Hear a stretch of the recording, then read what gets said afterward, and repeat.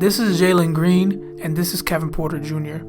They are the backcourt of the Houston Rockets, and both of them are highlight hoopers.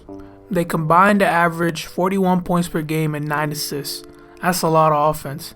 Box plus minus is a neat advanced metric that determines how much contribution a player made to their team's offense and defense per 100 possessions compared to an average player on an average team. Essentially, it's a more in-depth version of the plus-minus stat while also considering things like points, rebounds, and assists. If the number is positive, that means this player has contributed more than the average player. If it's negative, vice versa. BPM as a stat is something people use when they want to make a point. I'm about to make a point. Jalen Green and Kevin Porter Jr. combined have a BPM rating of negative 2.6. Tyrese Halliburton, starting point guard of the Indiana Pacers, is averaging 20 points and 10 assists. He has a BPM of 7.3. If Tyrese Halliburton halved his offensive output, on paper he'd still have a better BPM than the Rockets' backcourt. The Jazz's rookie center Walker Kessler has a higher BPM. This man averages 7 points. But to play devil's advocate, BPM, like every advanced stat, doesn't take into account the bigger picture. Tyrese Halliburton isn't a fair comp because he's 7th in the league in BPM, so he's dwarfing most players. Advanced stats are bogus at times because Nicholas Claxton is having a hell of a season and he's a good player, but he's not better than Jaylen Brown. So let's look at the tape. Are you seeing the improvement that you thought you would see when the season started? There's no improvement. Yeah, they don't look too good. Man, can we just appreciate the Cavs for a second? I mean, compare this to this. This is how you rebuild with a young core. Not whatever the hell is going on in Houston. Houston is like an AAU team. There's no system, no team basketball, no ball movement, no good shot selection, and people want to use the coach, Scott Silas, as an scapegoat. But it's not his fault. This is exactly what the front office and ownership wanted. Sacrifice the team so that a couple of the young guys can just shoot whatever they want and hopefully develop. That is a horrible strategy for development. Don't get me wrong, bad teams will exist. That's the nature of seeding. Someone's going to have the worst record. But you got rebuilding teams with a lot of inexperienced guys who are still getting the hang of things. Take the OKC Thunder, for example. That's a team that has a lot of young guys who haven't figured it out and are still learning. That's why they're getting clapped. They're letting the youngins go through the fire on D and let them flourish their offensive capabilities.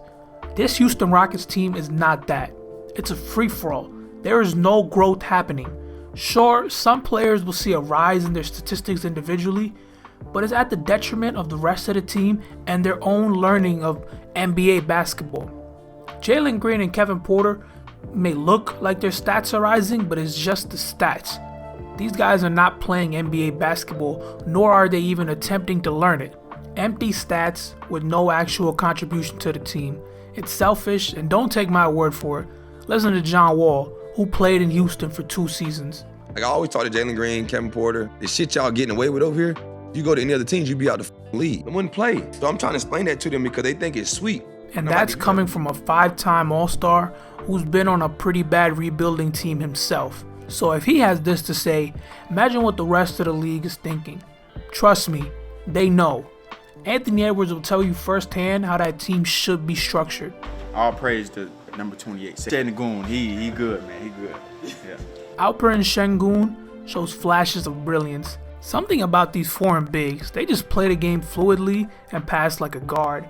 If the Rockets utilize him more, we'd be able to see what he's truly capable of, but as of now, it feels like he's being held back so KPJ and Green can chuck up contested 3 balls. Sengun is the only positive on this team, currently. I say that because Jalen Green has immense talent, and it's a disservice to how great the guy can be if you don't acknowledge that. He is a natural volume scorer. Players of that nature are going to have high volatility. He could be the next Bradley Beal or the next Jerry Stackhouse. But if he truly wants to elevate his game, this kind of basketball at the professional level can't be tolerated.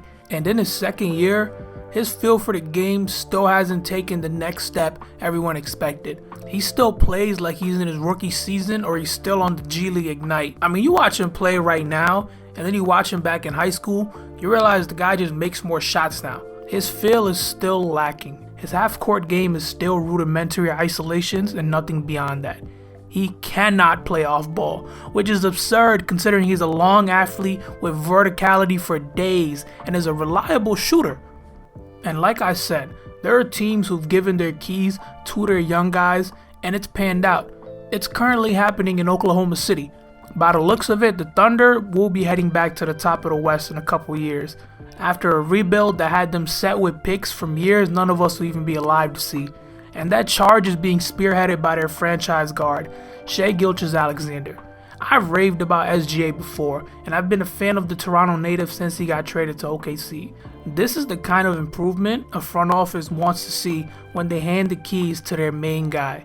You steadily see his numbers climb and his game becomes more all-around, until you get to the point where you have a juggernaut who's putting up 30 and 5 with 2 steals a game. I believe this is what Houston was aiming for with this current team they got. The problem is, this Rockets team doesn't have the talent or the knowledge that this Thunder team had. Since Daryl Morey's departure from the front office, they've been in shambles. Keeping vets like John Wall to not play him and getting essentially nothing in return for James Harden. And since the departure of Daryl Morey and James Harden, the picks they've made come into question now. I know hindsight is 2020, but was drafting someone like Jalen Green the wisest decision when Evan Mobley and Scotty Barnes were available? We see how Dave turned out. Green's scoring ceiling is limitless, but he's not the kind of cerebral guy you can just throw into the fire and expect him to make it out. You need to take the opposite approach with a guy like Jalen Green. Take Jordan Poole for example. The Warriors built him from the ground up. Yes, he came into the league as a shifty score-first guard, but he wouldn't have balanced his game out and impacted the Warriors' championship run if they hadn't taken the slow approach with him. Jalen Green needs to be crafted slowly with veterans who will teach the basics of basketball to a guy who's been playing iso ball since middle school. It's not that Green is a lesser player. No, he's a young guy with great gifts, but the factors around him will prevent him from ever being a high caliber guard. He needs guidance from a veteran. Jalen Green needs someone to take him under their wing and show him how to be a professional or he'll never adapt to this game. If Jalen Green doesn't adapt his game, he won't be able to hold a candle to his peers. Same thing with Kevin Porter Jr. Porter is fun to watch, can't lie to you, but it feels like all he's had in the past 2 years is that one 50-point game and that one game winner he hit versus the Wizards. The difference between him and Green is a second overall pick. Kevin Porter is not, so he's not going to get the leniency that a guy like Jalen Green will get. That's why I think he really does need to change his game, because I don't think the way he's playing right now is going to get him anywhere.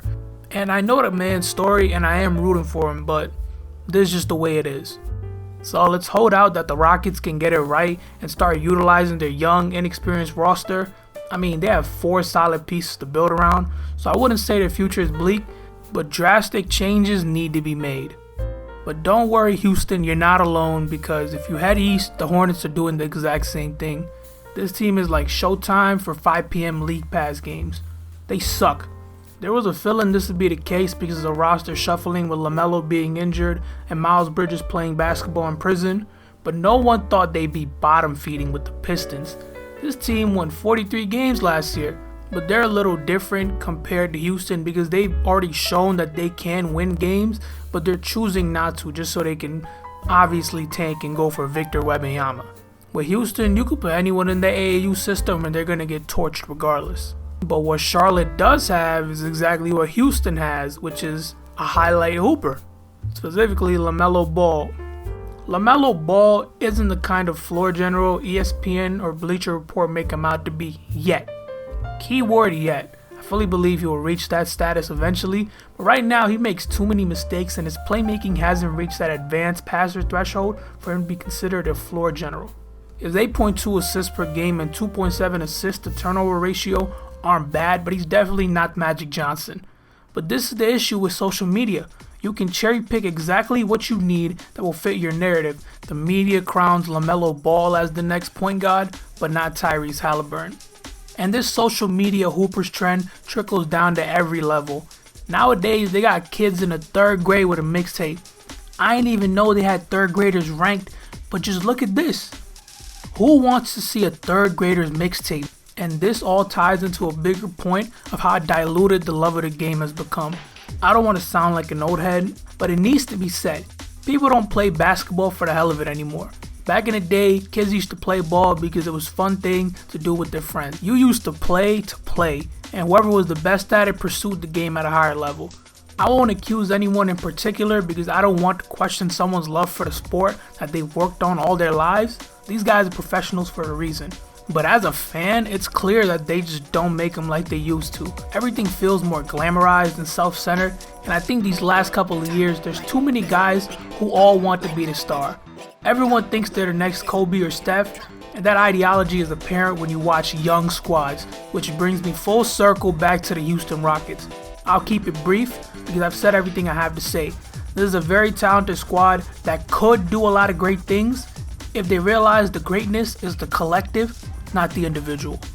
Put down the phone, stop looking at the camera. These things will blind you. Look at the ground, find the basketball, and get to work. Thanks for watching.